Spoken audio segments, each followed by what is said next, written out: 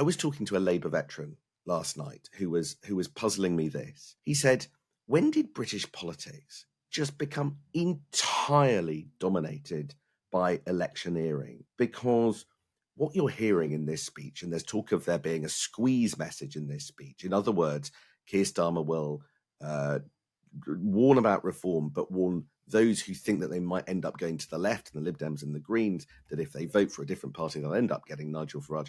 All of that is a squeeze message.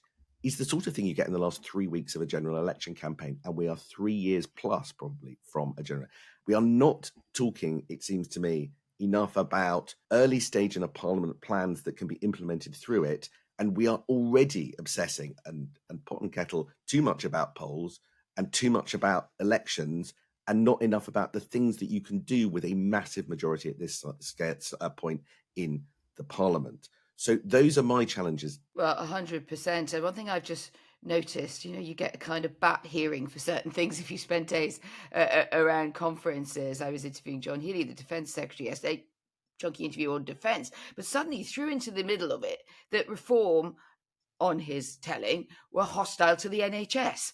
And to your point, these are these squeeze messages that you push into campaigns when you want to scare people away from that drift to reform. We know that is where Labour is at this conference, and it is gunning for the party which has most successfully been gunning for it, which is Nigel Farage's Reform UK.